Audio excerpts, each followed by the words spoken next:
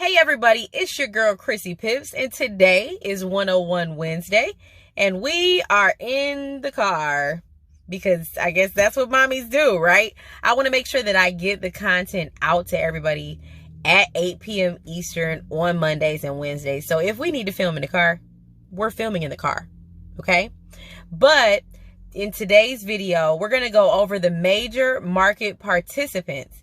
That way, when you look at a chart and you see those really big candles and you see the small candles, you can kind of tell who did that, okay? So if you're here, you're interested, so let's get into it. The revolution will be live.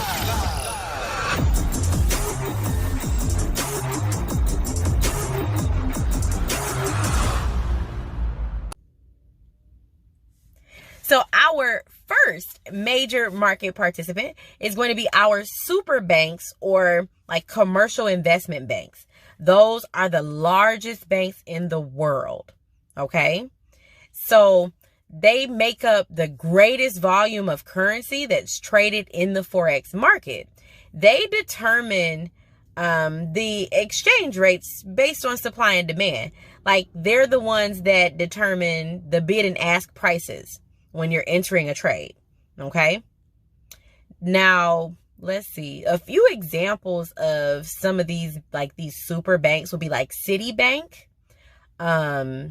Barclays, JP Morgan, just to name a few. Now, I want you to take note of the major difference between our first group of traders and our second group, okay?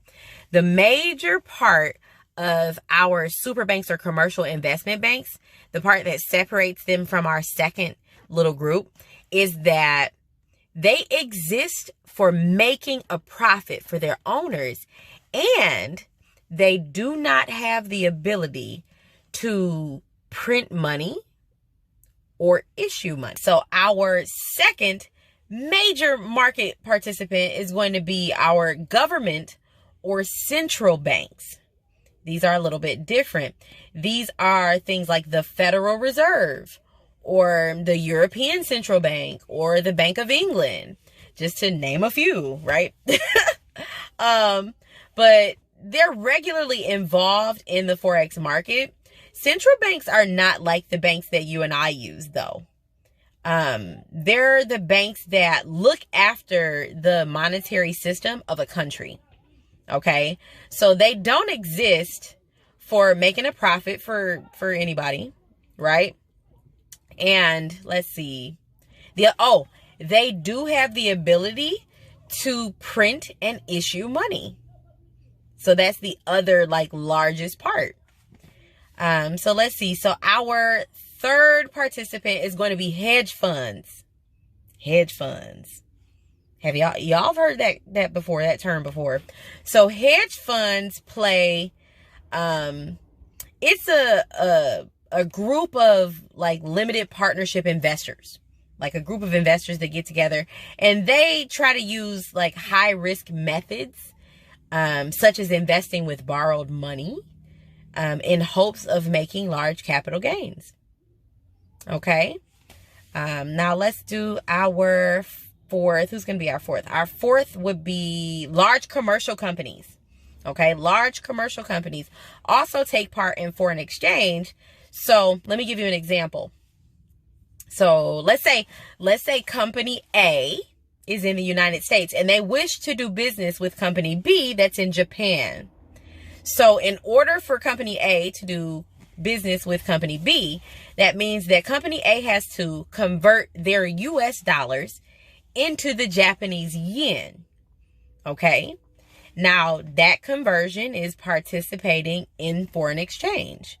So in order for them to buy their products from Japan, they have to use the Japanese yen in order to do so. So since that volume of trading is a little bit smaller than like our interbank market, those types of market players, like those commercial companies, they typically use commercial banks for their transactions through the foreign exchange market. So they don't directly like dibble and dabble in it. So our fifth major market participant is going to be speculators. Okay? And speculators come in many different shapes and sizes as far as their wallets go.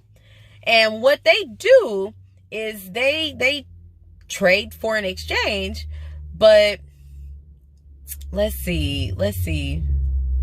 It's like they come in to try to make bucket loads of cash using whatever capital that they have. So you could come in with $10,000, you come in with $1,000 or $100. You are a speculator.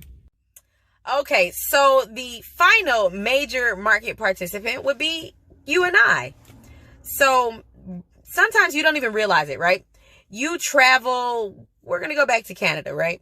If you go to Canada, you have to exchange your money in order to participate in their market. If you want to buy anything, pay for food and things like that, you need to use the Canadian dollar.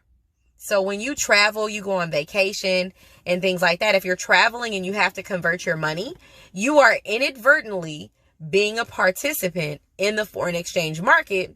And most people don't even realize it or even know that it's happening, right? Hey guys, so that is going to be it for tonight's video. I am going to get ready for class.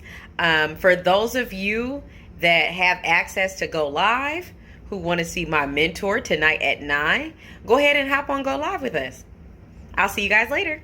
Thanks for stopping by. Don't forget, if you enjoy the content in my videos and on my channel, please like, subscribe, and share.